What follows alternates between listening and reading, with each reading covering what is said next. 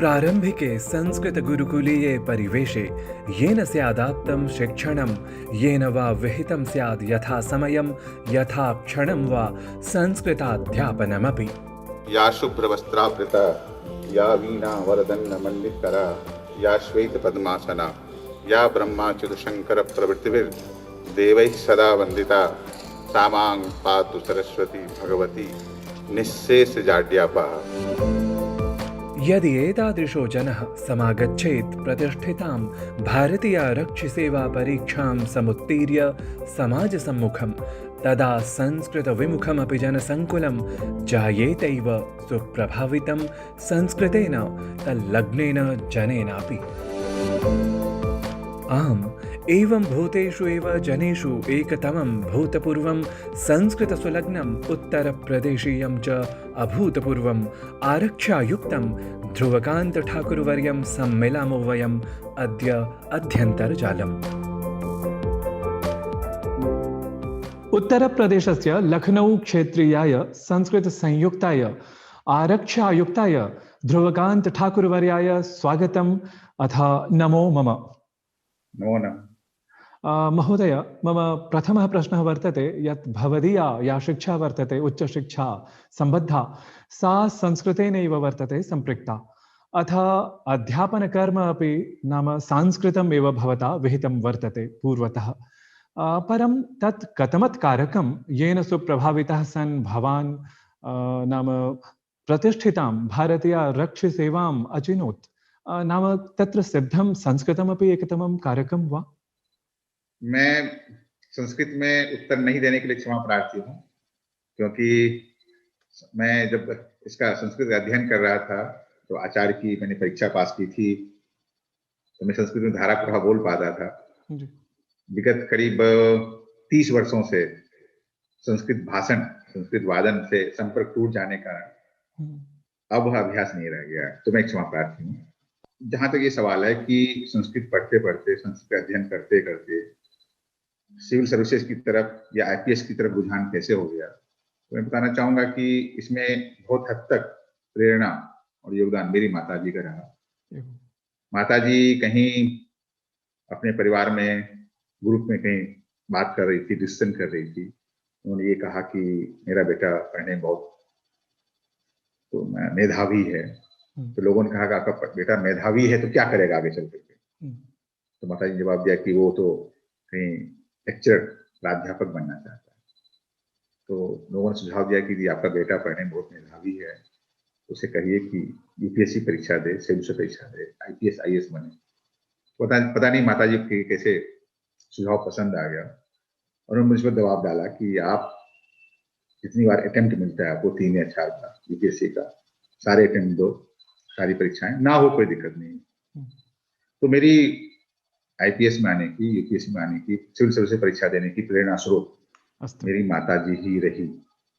और जब मैं परीक्षा देता रहा तो बहुत जगह मेरा सिलेक्शन हुआ। यूपीएससी में 2 बार सिलेक्शन हुआ, एक बार इंडियन रेलवे काउंसिल मिला था, फाइनली आईपीएस मिला। एमपी में मेरा सिलेक्शन हुआ था, एमपी पीसीएस में डिप्टी कलेक्टर बना था। उससे पहले एमपी पीसीएस में असिस्टेंट प्रोफेसर मेरा सिलेक्शन हुआ था, वहां पे पब्लिक सर्विस के माध्यम से।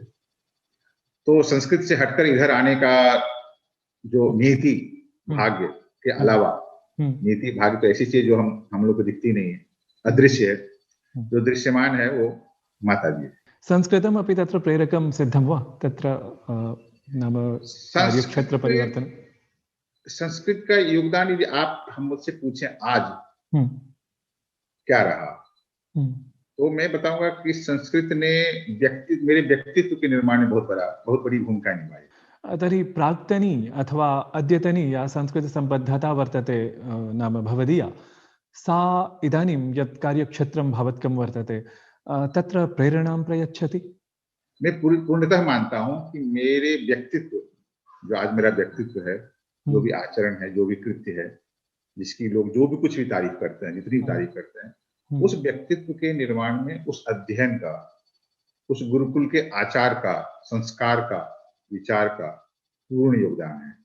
अक्सर कहा जाता है कि आप पुलिस सेवा में आते हैं, प्रशासनिक सेवा में आते हैं, आपके पास इतनी शक्तियां आ जाती हैं पावर्स रहते हैं, आप टॉप पोस्ट को होल्ड करते हैं, मैं पुलिस कमिश्नर लखनऊ की पोस्ट होल्ड कर रहा हूँ, तो ये सामान्य चारित्रिक और व्यक्तित्व संबंधित विकृतियां आना स्वाभाविक है।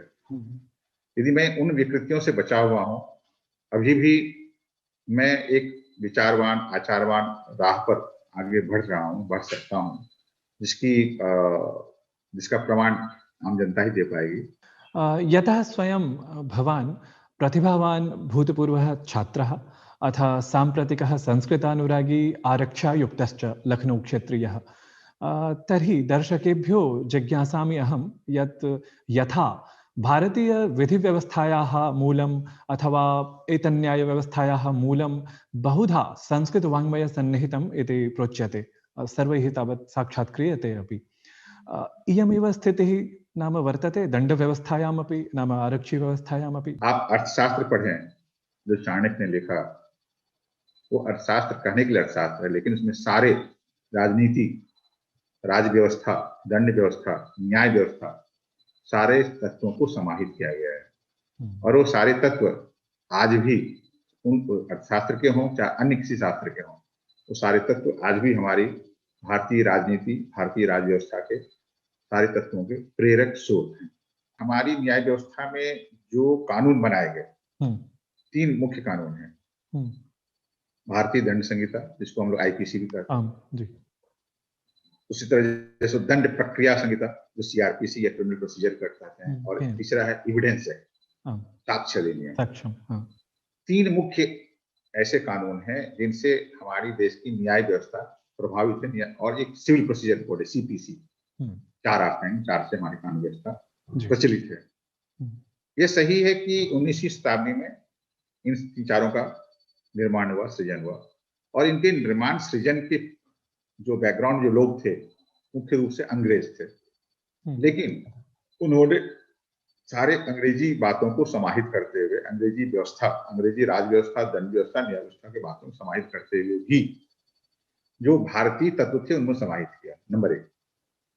दूसरी बात जो महत्वपूर्ण है, जब एक कानून बन जाता है तो वो कानून ही फाइनल नहीं होता है, कानून की एक व्याख्या होती है। आईपीसी मान लीजिए एक प्रावधान है, एक दंड का प्रावधान है, या एक किसी अपराध के बारे में प्रावधान है कि अपराध क्या है, तो 4 वाक्यों में एक प्रस्तर में लिखा रहता है। लेकिन उसकी समय समय पर व्याख्या होती रहती है। कौन व्याख्या करता है? हमारे सारे कानूनों की व्याख्या करता है हमारा सर्वोच्च न्यायालय, सुप्रीम कोर्ट। उसको व्याख्यायित करता है, उसको आज के संदर्भ में उसकी उपयोगिता और उसकी व्याख्या होती रहती है। जब ये संदर्भ में व्याख्या होती है, उपयोगिता होती है, तो वो उसमें फिर भारतीय जो मूल तत्व होते हैं, भारतीय इतिहास है, भारतीय न्याय व्यवस्था है, उसको समाहित करते हुए इन कानूनों की व्याख्या की जाती है कि कानून को कैसे लागू किया जाए। सद्रक्षणाय खल निग्रहणाय इति एवं भूताः नाम संस्कृत समुद्घोषाः वस्तुतः आरक्षि व्यवस्थां परिभाषयन्ति। तत्र भवान् यतः वर्तते संस्कृततः सम्बद्धः, तर्हि नाम संस्कृतशैल्यां तत्र आरक्षि व्यवस्थां नाम प्रेरयितुं किमपि विचारितं स्यात् भवता? हम लोग भी लखनऊ पुलिस का एक लोगो बना रहे हैं जी, और लोगो भी इसी तरह के रख रहे हैं, तो वयम रक्षणाय सेवा में है। जब लखनऊ पुलिस कमिश्नरेट की स्थापना जनवरी 2020 में हुई, 15 जनवरी से प्रारंभ हुआ है, तो फिर ये विचार विमर्श हुआ कि आखिर लखनऊ पुलिस कमिश्नरेट का लोगो क्या रखा जाए। तो तमाम विचार विमर्श के बाद उन लोगों ने अभी यही इसी को अंतिम रूप दिया है। संस्कृतम आजीविका क्षेत्रम च यदापि एतत् संबद्धा जायते चर्चा वार्ता वा तदानीं द्वित्राणि त्रिचतुराणि पञ्चशाणि वा कार्यक्षेत्राणि जनसाधारणमानसे आयान्ति।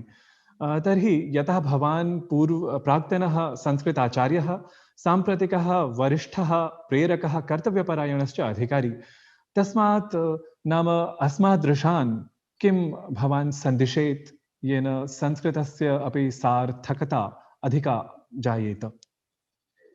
आप देखेंगे कि जो अच्छे विश्वविद्यालय हैं, आप दिल्ली विश्वविद्यालय का उदाहरण ले लें, आप देखेंगे कि बीए में एडमिशन के लिए, प्रवेश के लिए जो कट ऑफ मार्क्स निकलता है, उसमें संस्कृत का लोवेस्ट आता है।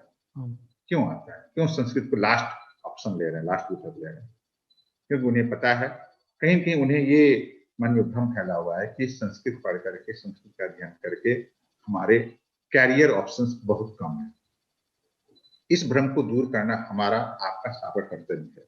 जैसा कि अभी मैं कुछ देर पहले एक प्रश्न के उत्तर में मैं बता रहा था आपको, यदि संस्कृत के किसी भी विषय का, व्याकरण हो, वेद हो, ज्योतिष हो, साहित्य हो, दर्शन हो, आपकी 80% भी समझ विकसित हो जाती है। आपकी इंटेलेक्चुअल पावर, बौद्धिक क्षमता, बौद्धिक शक्ति इस स्तर की पहुंच गई है, आप एक भी विषय अच्छे समझ पा रहे हैं, तो मैं मानता हूं कि आपकी वो जो बौद्धिक क्षमता है, आपको संस्कृत के अतिरिक्त किसी भी अन्य विषय में, केवल गणित और विज्ञान को छोड़ करके किसी भी अन्य विषय को ग्राह्य करने में, उसके अध्ययन करने में, उसके समझने में और उस विषय को लेकर के परीक्षा देने में कहीं कोई बाधा नहीं। दिक्कत यही है कि हम लोग इस बात को समझा नहीं पा रहे हैं, इसलिए नहीं समझा पा रहे हैं। अध्यापकाः नाम तथा अध्यापकों का भी योगदान है, जो संस्कृत से अनुराग रखने वाले अन्य लोग, उनका भी योगदान। सबको ये कहीं भी करना होगा, और ये केवल कहना नहीं होगा, करके दिखाना होगा। करके, अभी अच्छी बात है, मैं आपको बताऊं, अभी कुछ दिन पहले लखनऊ में ही जो संस्कृत संस्थान के अलावा जो संस्कृत अकादमी, राज्य संस्कृत अकादमी है, उन्होंने एक कोचिंग सेंटर खोल रखा है सिविल सर्विसेज के लिए।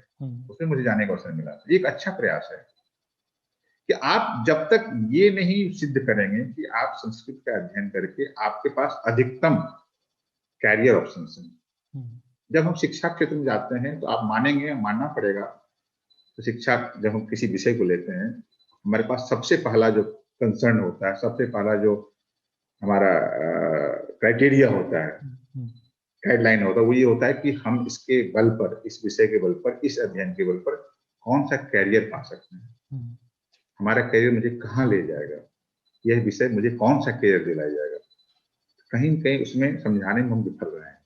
हम ये नहीं समझा पाए हैं कि संस्कृत का अध्ययन करके भी वो सारे कैरियर ऑप्शंस आपके पास अवेलेबल हैं, जो कैरियर किसी भी अन्य विषय का अध्ययन करके। ठीक है, हम वैज्ञानिक साइंटिस्ट नहीं बन सकते, लेकिन उसके अलावा जितनी भी परीक्षाएं, लोक सेवा आयोग की परीक्षाएं हैं, चाहे संघ लोक सेवा आयोग की हो, चाहे राज्य की लोक सेवा आयोग की हो, चाहे बैंक की परीक्षा हो, चाहे कर्मचारी चयन आयोग की परीक्षा हो, जितनी परीक्षाएं हैं, सारी परीक्षाओं को हम आराम से पास कर सकते हैं, कंपीट कर सकते हैं और उस पद को प्राप्त कर सकते हैं। लोग प्राप्त कर रहे हैं, ऐसा नहीं प्राप्त नहीं कर रहे, लेकिन ऐसे पद प्राप्त करने वालों की संख्या बहुत कम है। तो संख्या को बढ़ाने की जरूरत है, उसके तरफ लोगों को प्रेरित करने की जरूरत है, उदाहरण सिद्ध करने की जरूरत है।